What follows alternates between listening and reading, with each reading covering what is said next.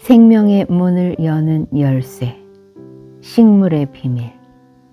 피터 톰킨스, 크리스토퍼 버드. 식물의 정신세계. 식물학은 현존하는 것이든 멸종한 것이든 식물들의 용도나 종별, 구조, 생리, 지리적 분포 등을 다루는 학문이다. 그런데 충분히 매력적일 수 있는 이 학문이 어째서 처음부터 끝없는 라틴어의 장내 행렬과도 같은 지겨운 분류학이 되어야 했을까? 그리하여 이 학문이 얼마나 발전했는가 하는 척도는 밝혀낸 꽃의 숫자가 아니라 시체 같은 분류 언어의 숫자로 가늠되는 듯한 인상을 주고 있다.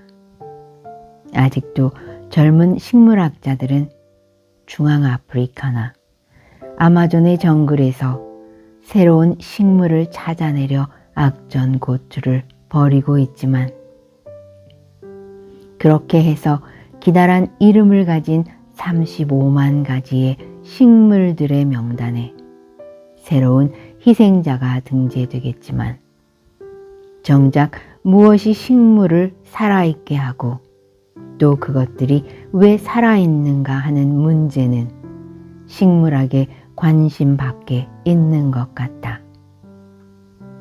1966년 미국 뉴욕의 타임스 스퀘어가 내려다 보이는 빌딩 안에서 거짓말 탐지기 연구를 수행 중이던 백스터는 불현듯 인간의 심리 상태나 감정에 따라 바늘이 움직이는 거짓말 탐지기로 사용되는 기구인 검류개의 전극을 화초의 잎사귀에 갖다 대보고 싶다는 충동을 느꼈다. 그는 식물의 검류개를 대고는 화초에 물을 주어 보았다.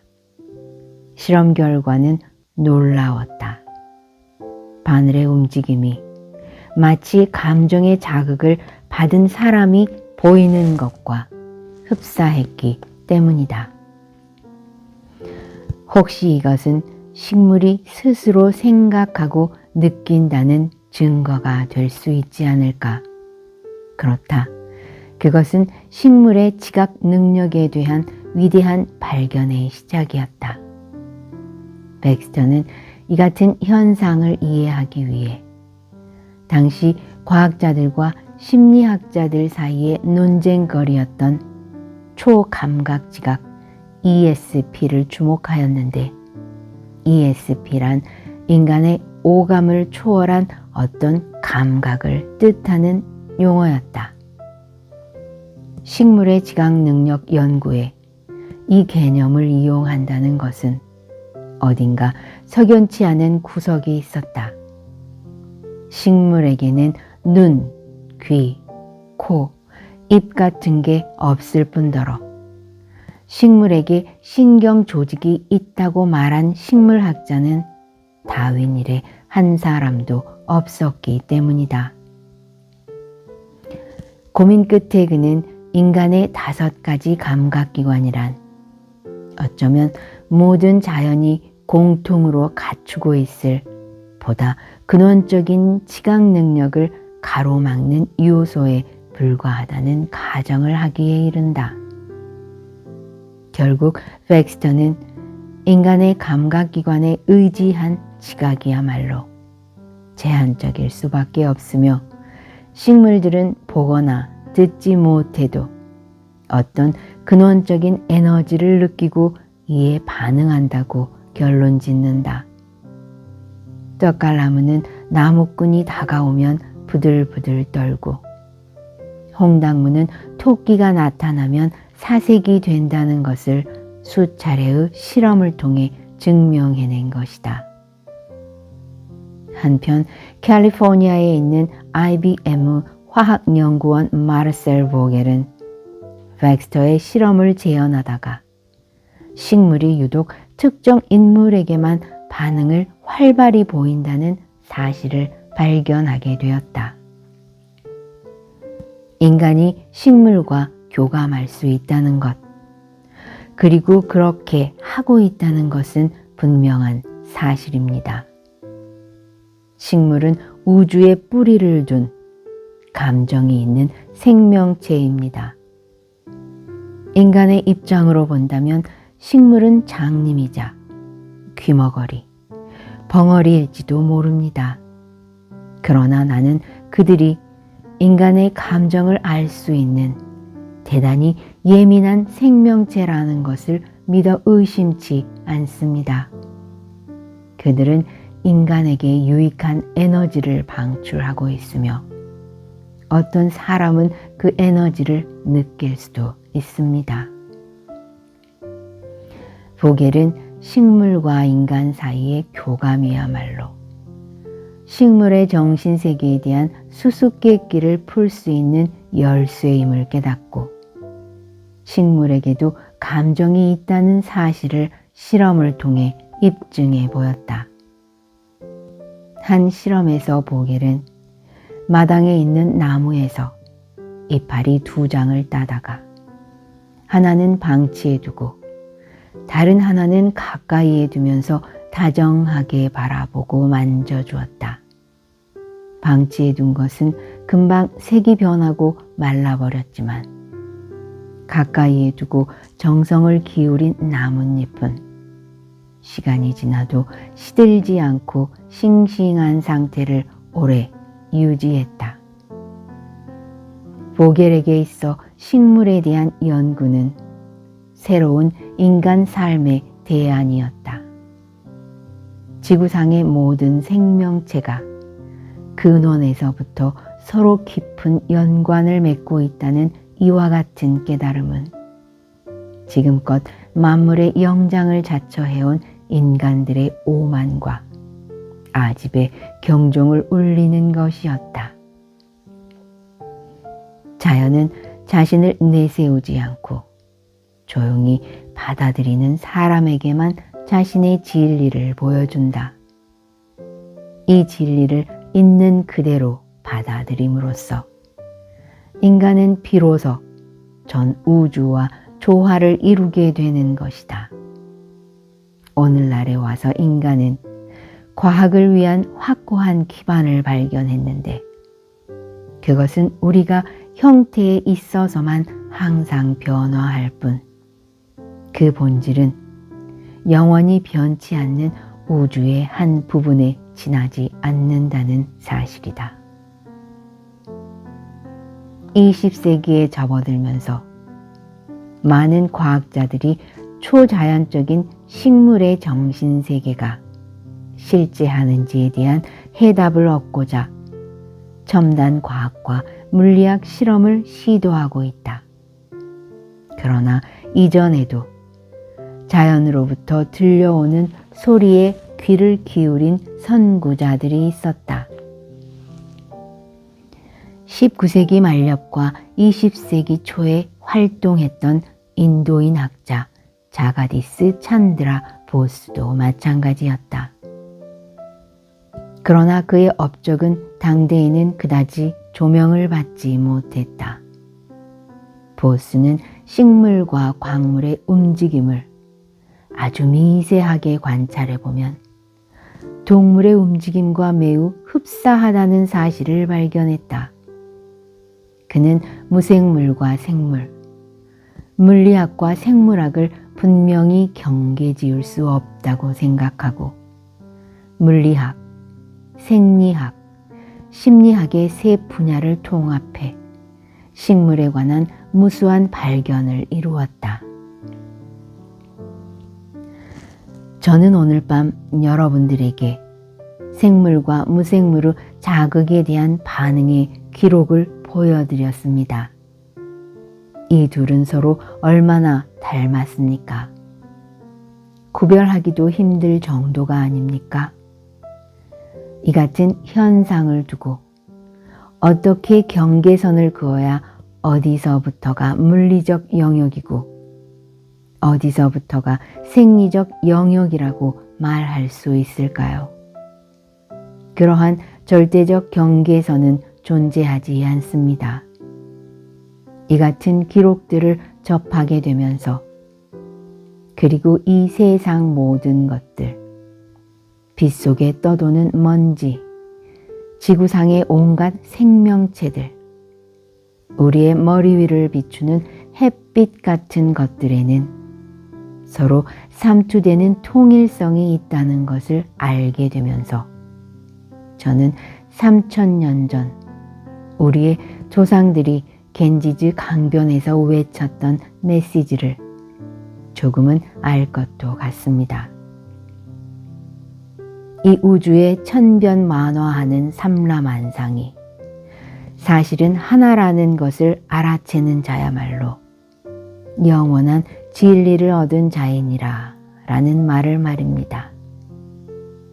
괴테는 일찍이 식물의 영혼불멸이라는 주제에 대해 깊이 사색했다. 그는 사교계의 숱한 여성들과 친구들을 다 포기하고 오직 하인 한 명만을 거느린 채 레몬이 피는 따뜻한 남쪽 나라 이탈리아로 향한다. 독일에 비해 풍부한 식물이 있는 이탈리아를 여행한 괴테는 거기서 식물을 연구하고 새로운 인식을 갖게 된다. 그는 자연이 하나의 기관을 변용시켜 여러 다양한 형태를 만들어내는 것은 하나에서 여럿을 만들어내는 힘이 있기 때문이라고 결론지었다.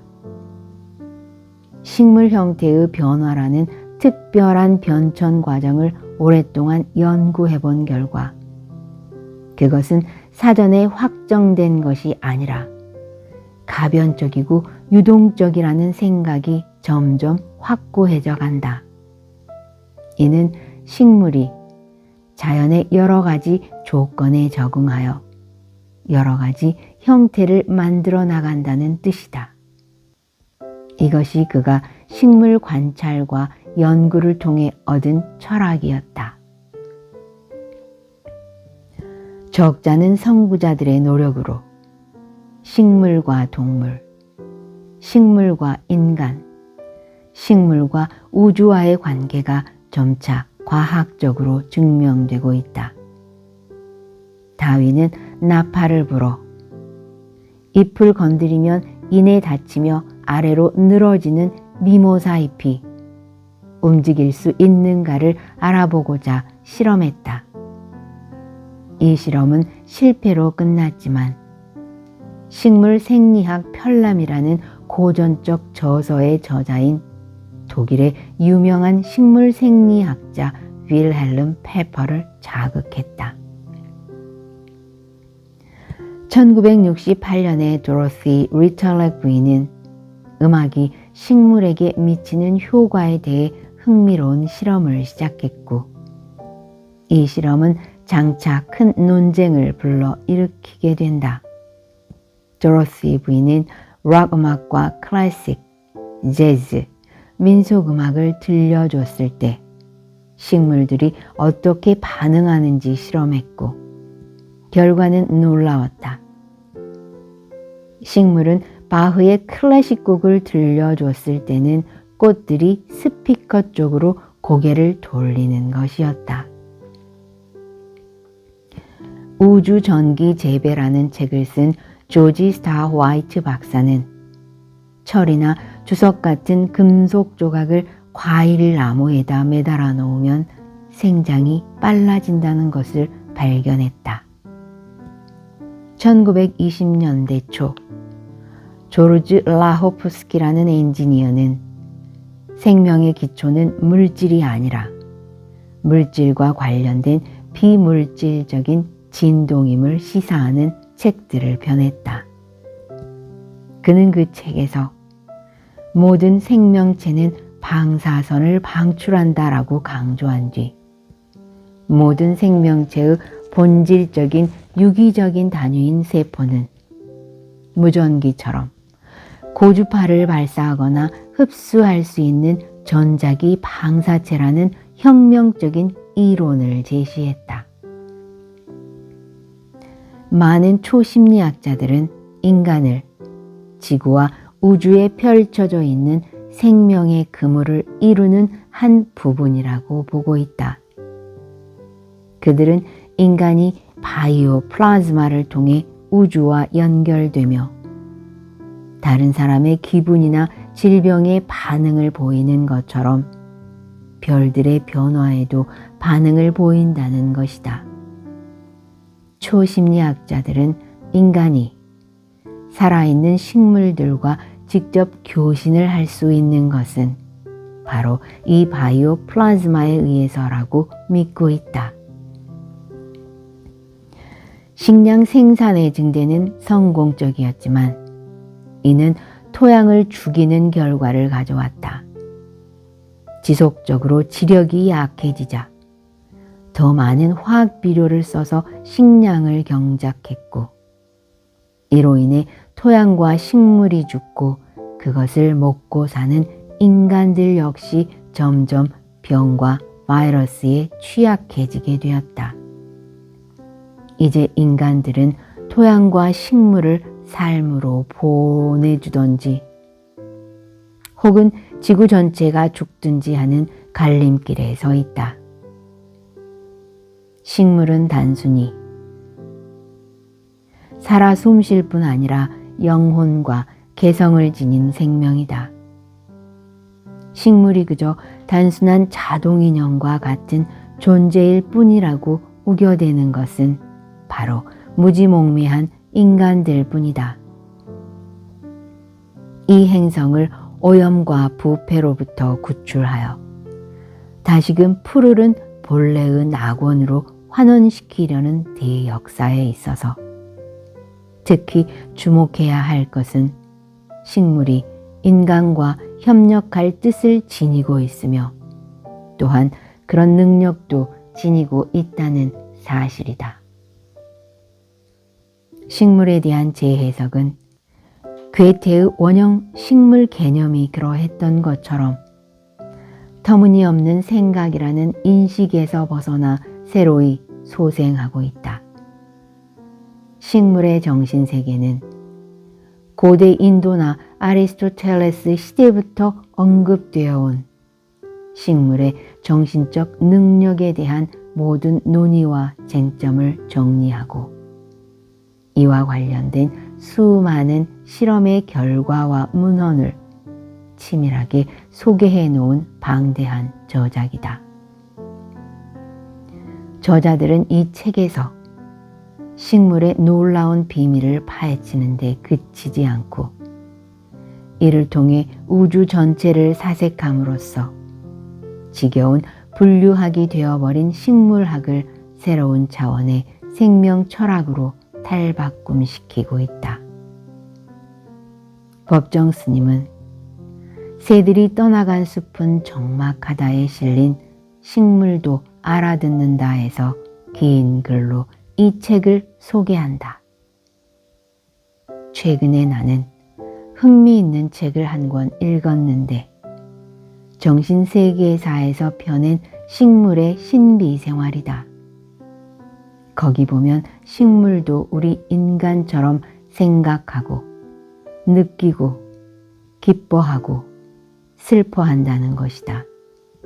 예쁘다는 말을 들은 난초는 더욱 아름답게 자라고 볼품없다는 말을 들은 장미는 자아 끝에 시들어 버린다는 실험 결과를 싣고 있다. 또 어떤 식물은 바흐나 모차르트 같은 클래식을 좋아하고 어떤 식물은 시끄러운 락 음악을 좋아한다고도 했다. 저자도 머릿말에서 언급하고 있듯이 우리가 산에 가거나 나무나 꽃과 함께 있을 때 우리 마음은 차분해지고 아늑한 기분을 느낀다. 그것은 영적인 충만감에 젖어 있는 식물들의 심미적 진동을 인간이 본능적으로 느끼기 때문이다. 더 말할 것도 없이 식물은 우리가 함께 기대고 있는 이 우주에 뿌리를 내린 감정이 있는 생명체다. 인간 처지에서만 보려고 하기 때문에 식물이 지닌 영적인 영역을 놓치는 것이다. 식물은 우리 인간에게 양식과 맑은 공기를 비롯해서 헤아릴 수도 없이 많고 유익한 에너지를 무상으로 공급해 주고 있다. 이 책에서 가장 감동적인 대목은 제2부 식물의 왕국의 문을 연 선구자들에 대한 기록이다. 인도의 뛰어난 식물 연구가 찬드라 보스는 한 학술 모임에서 자신의 철학을 다음과 같은 말로 표현하고 있다. 진리가 머물고 있는 이 광막한 자연이라는 거주지에는 저마다 문이 달린 수많은 통로들이 있다. 물리학자, 화학자, 생리학자들은 자신들만의 전문 지식을 가지고 이 각기 다른 문을 통해 그 안으로 들어간다. 그것이 다른 분야와는 관계가 없는 자기들만의 고유한 영역이라고 고집하면서 이렇게 하여 우리는 지금 광물의 세계니 식물의 세계니 동물의 세계니 하면서 분야를 나누게 된 것이다. 그러나 이러한 태도들은 깨져야 한다. 우리는 이 모든 탐색의 목표가 전체적인 알매에 도달하기 위한 것임을 유념해야 한다. 식물에도 영혼이 있다고 주장한 19세기 독일의 철학자이며 심리학자인 페히너는 이렇게 말한다. 인간들이 어둠 속에서 목소리로 서로를 분간하듯이 꽃들은 향기로 서로를 분간하며 대화한다. 꽃들은 인간들보다 훨씬 우아한 방법으로 서로를 확인한다. 사실 인간의 말은 사랑하는 연인끼리를 제외하고는 꽃만큼 미묘한 감정과 좋은 향기를 풍기지 않는다. 20세기 최고의 식물 재배가로 일컬어진 캘리포니아의 루처 버뱅크는 한 친구에게 이런 말을 한다. 식물을 독특하게 길러내고자 할 때면 나는 무릎을 꿇고 그 식물에게 말을 건넵니다. 식물에게는 20가지도 넘는 지각 능력이 있는데 인간의 그것과는 형태가 다르기 때문에 우리는 그들에게 그런 능력이 있는지 알지 못합니다. 선인장에 관한 실험 이야기인데 나는 처음 집게로 선인장의 가시를 뽑아주면서 선인장에게 수시로 말을 걸어 사랑의 진동을 일으켜 보라고 했습니다. 아무것도 두려워할 게 없다. 그러니 넌 이제 가시 따위는 필요 없어. 내가 너를 잘 보살펴 줄 테니까. 그 결과 마침내 가시 없는 선인장이 이 세상에 태어나게 되었다. 스님은 글을 다음과 같이 끝맺고 있다. 이 글을 쓰고 있는 나를 물끄러미 지켜보고 있는 난. 꽃대를 재어보았더니 11.5cm. 어제보다 5mm가 더 자랐다. 기특하다. 1972년 하퍼스 매거진 11월호의 내용의 일부가 처음 소개된 식물의 정신세계는 식물의 신비생활이라는 제목으로 미국의 하퍼 앤 로에서 1973년 출간되었다. 지은이 피터 톰킨스와 크리스토퍼 버드는 하버드 대학 소르본 대학에서 생물학 및 인류학을 전공한 저술가들이다. 이 책은 1992년 11월 식물의 신비생활이라는 같은 제목을 달고 정신세계사에서 황금용, 황정민의 번역으로 소개되었으며 1993년부터는 식물의 정신세계라는 제목으로 바뀌어 지금까지 꾸준히 읽히고 있다. 함께 읽을 만한 책으로는 인간의 생각이 물에 전달되면 물이 얼었을 때 그 결정의 모양이 아름다워지거나 추해진다는 주장을 한 에모토 마사루의 책 물은 답을 알고 있다가 있다.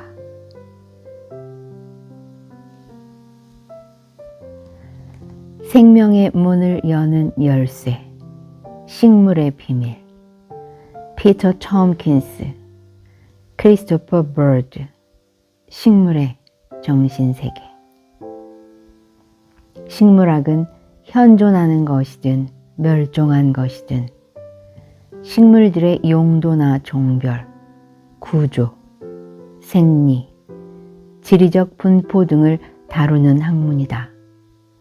그런데 충분히 매력적일 수 있는 이 학문이 어째서 처음부터 끝없는 라틴어의 장내 행렬과도 같은 지겨운 분류학이 되어야 했을까? 그리하여 이 학문이 얼마나 발전했는가 하는 척도는 밝혀낸 꽃의 숫자가 아니라 시체 같은 분류 언어의 숫자로 가늠되는 듯한 인상을 주고 있다. 아직도 젊은 식물학자들은 중앙아프리카나 아마존의 정글에서 새로운 식물을 찾아내려 악전고투를 벌이고 있지만 그렇게 해서 기다란 이름을 가진 35만 가지의 식물들의 명단에 새로운 희생자가 등재되겠지만 정작 무엇이 식물을 살아있게 하고 또 그것들이 왜 살아있는가 하는 문제는 식물학의 관심 밖에 있는 것 같다. 1966년 미국 뉴욕의 타임스 스퀘어가 내려다 보이는 빌딩 안에서 거짓말 탐지기 연구를 수행 중이던 백스터는 불현듯 인간의 심리 상태나 감정에 따라 바늘이 움직이는 거짓말 탐지기로 사용되는 기구인 검유계의 전극을 화초의 잎사귀에 갖다 대보고 싶다는 충동을 느꼈다. 그는 식물의 검유계를 대고는 화초에 물을 주어 보았다. 실험 결과는 놀라웠다. 바늘의 움직임이 마치 감정의 자극을 받은 사람이 보이는 것과 흡사했기 때문이다. 혹시 이것은 식물이 스스로 생각하고 느낀다는 증거가 될 수 있지 않을까? 그렇다. 그것은 식물의 지각 능력에 대한 위대한 발견의 시작이었다. 백스터는 이 같은 현상을 이해하기 위해 당시 과학자들과 심리학자들 사이에 논쟁거리였던 초감각지각 ESP를 주목하였는데 ESP란 인간의 오감을 초월한 어떤 감각을 뜻하는 용어였다. 식물의 지각 능력 연구에 이 개념을 이용한다는 것은 어딘가 석연치 않은 구석이 있었다. 식물에게는 눈, 귀, 코, 입 같은 게 없을 뿐더러 식물에게 신경 조직이 있다고 말한 식물학자는 다윈 이래 한 사람도 없었기 때문이다. 고민 끝에 그는 인간의 5가지 감각기관이란 어쩌면 모든 자연이 공통으로 갖추고 있을 보다 근원적인 지각 능력을 가로막는 요소에 불과하다는 가정을 하기에 이른다. 결국 백스터는 인간의 감각기관에 의지한 지각이야말로 제한적일 수밖에 없으며 식물들은 보거나 듣지 못해도 어떤 근원적인 에너지를 느끼고 이에 반응한다고 결론 짓는다. 떡갈나무는 나무꾼이 다가오면 부들부들 떨고, 홍당무는 토끼가 나타나면 사색이 된다는 것을 수차례의 실험을 통해 증명해낸 것이다. 한편 캘리포니아에 있는 IBM 화학연구원 마르셀 보겔은 렉스터의 실험을 재현하다가 식물이 유독 특정 인물에게만 반응을 활발히 보인다는 사실을 발견하게 되었다. 인간이 식물과 교감할 수 있다는 것, 그리고 그렇게 하고 있다는 것은 분명한 사실입니다. 식물은 우주에 뿌리를 둔 감정이 있는 생명체입니다. 인간의 입장으로 본다면 식물은 장님이자 귀머거리, 벙어리일지도 모릅니다. 그러나 나는 그들이 인간의 감정을 알 수 있는 대단히 예민한 생명체라는 것을 믿어 의심치 않습니다. 그들은 인간에게 유익한 에너지를 방출하고 있으며 어떤 사람은 그 에너지를 느낄 수도 있습니다. 보겔은 식물과 인간 사이의 교감이야말로 식물의 정신세계에 대한 수수께끼를 풀 수 있는 열쇠임을 깨닫고 식물에게도 감정이 있다는 사실을 실험을 통해 입증해 보였다.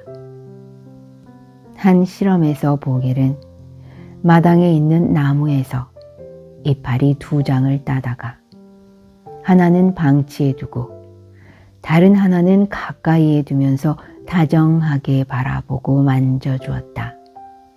방치해 둔 것은 금방 색이 변하고 말라버렸지만 가까이에 두고 정성을 기울인 나뭇잎은 시간이 지나도 시들지 않고 싱싱한 상태를 오래 유지했다.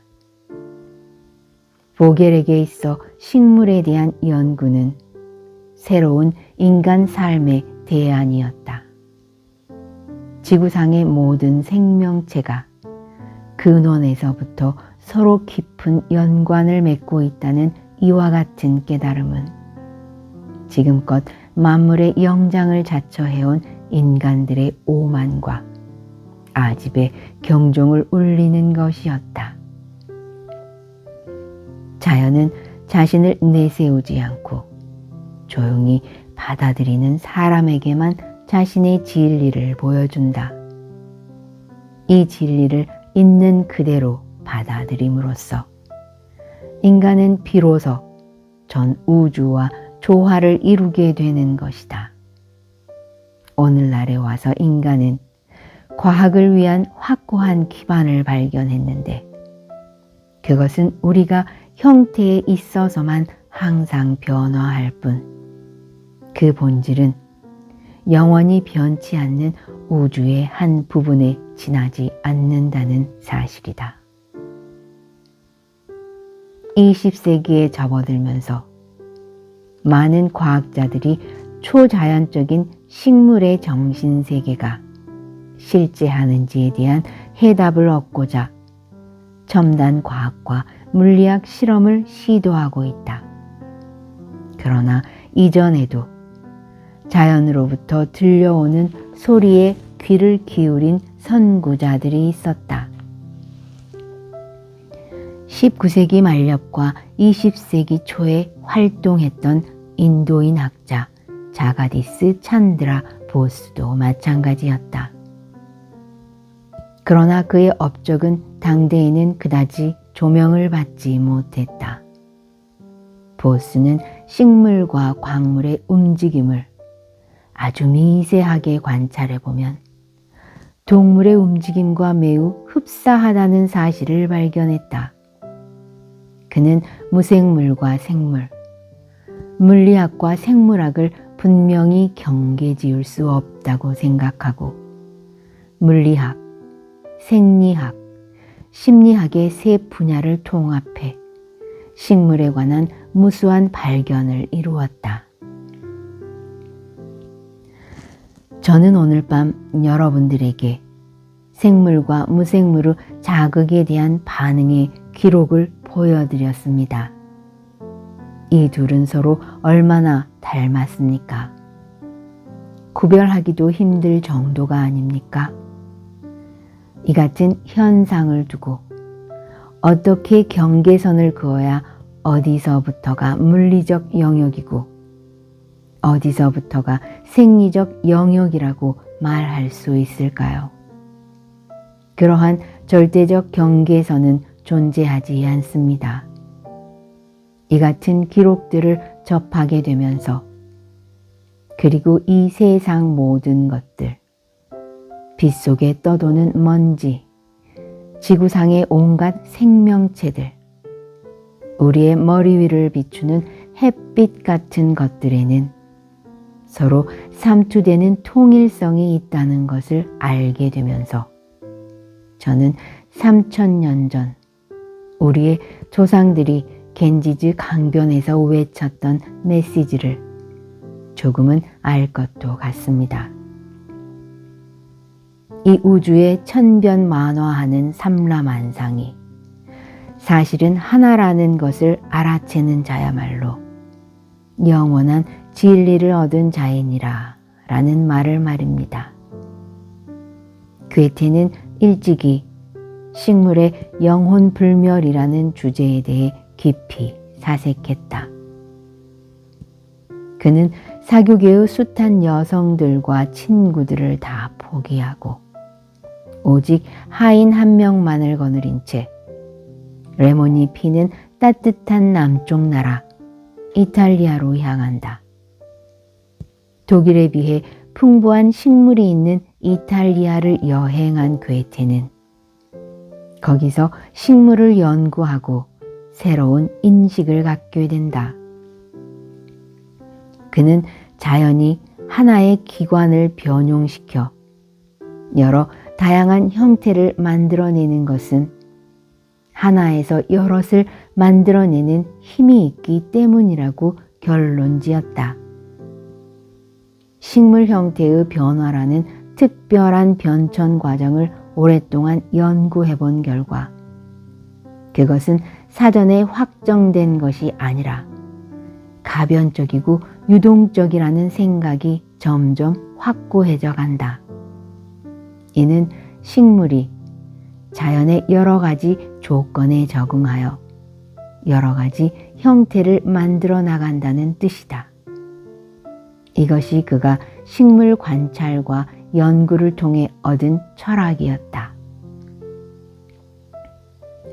적잖은 선구자들의 노력으로 식물과 동물, 식물과 인간, 식물과 우주와의 관계가 점차 과학적으로 증명되고 있다.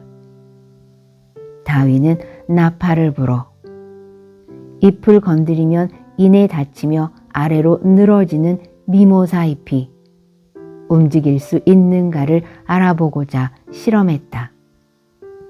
이 실험은 실패로 끝났지만 식물 생리학 편람이라는 고전적 저서의 저자인 독일의 유명한 식물 생리학자 윌헬름 페퍼를 자극했다.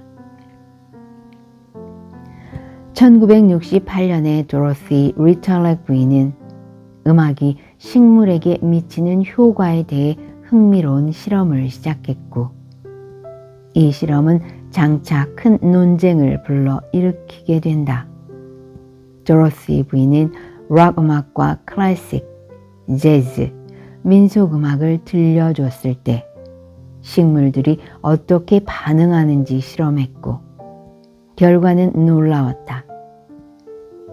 식물은 바흐의 클래식 곡을 들려줬을 때는 꽃들이 스피커 쪽으로 고개를 돌리는 것이었다. 우주 전기 재배라는 책을 쓴 조지 스타 화이트 박사는 철이나 주석 같은 금속 조각을 과일 나무에다 매달아 놓으면 생장이 빨라진다는 것을 발견했다. 1920년대 초 조르즈 라호프스키라는 엔지니어는 생명의 기초는 물질이 아니라 물질과 관련된 비물질적인 진동임을 시사하는 책들을 펴냈다. 그는 그 책에서 모든 생명체는 방사선을 방출한다라고 강조한 뒤 모든 생명체의 본질적인 유기적인 단위인 세포는 무전기처럼 고주파를 발사하거나 흡수할 수 있는 전자기 방사체라는 혁명적인 이론을 제시했다.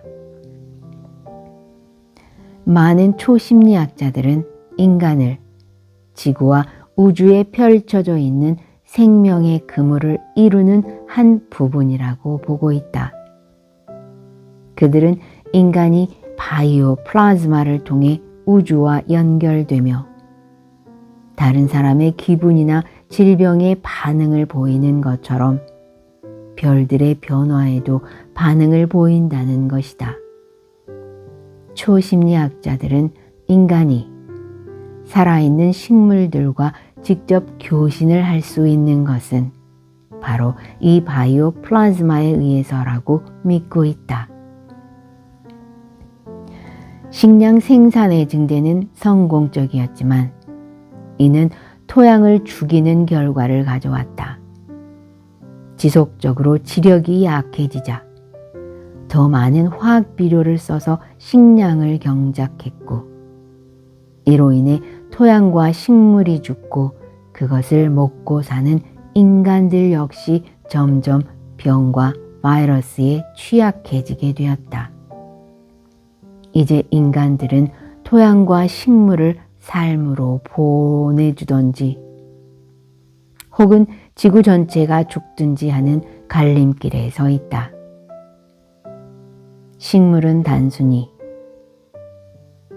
살아 숨쉴 뿐 아니라 영혼과 개성을 지닌 생명이다. 식물이 그저 단순한 자동인형과 같은 존재일 뿐이라고 우겨대는 것은 바로 무지몽매한 인간들 뿐이다. 이 행성을 오염과 부패로부터 구출하여 다시금 푸르른 본래의 낙원으로 환원시키려는 대역사에 있어서 특히 주목해야 할 것은 식물이 인간과 협력할 뜻을 지니고 있으며 또한 그런 능력도 지니고 있다는 사실이다. 식물에 대한 재해석은 괴테의 원형 식물 개념이 그러했던 것처럼 터무니없는 생각이라는 인식에서 벗어나 새로이 소생하고 있다. 식물의 정신세계는 고대 인도나 아리스토텔레스 시대부터 언급되어 온 식물의 정신적 능력에 대한 모든 논의와 쟁점을 정리하고 이와 관련된 수많은 실험의 결과와 문헌을 치밀하게 소개해 놓은 방대한 저작이다. 저자들은 이 책에서 식물의 놀라운 비밀을 파헤치는 데 그치지 않고 이를 통해 우주 전체를 사색함으로써 지겨운 분류학이 되어버린 식물학을 새로운 차원의 생명 철학으로 탈바꿈시키고 있다. 법정 스님은 새들이 떠나간 숲은 적막하다에 실린 식물도 알아듣는다에서 긴 글로 이 책을 소개한다. 최근에 나는 흥미있는 책을 한 권 읽었는데 정신세계사에서 펴낸 식물의 신비생활이다. 거기 보면 식물도 우리 인간처럼 생각하고 느끼고 기뻐하고 슬퍼한다는 것이다. 예쁘다는 말을 들은 난초는 더욱 아름답게 자라고 볼품없다는 말을 들은 장미는 자아 끝에 시들어버린다는 실험 결과를 싣고 있다.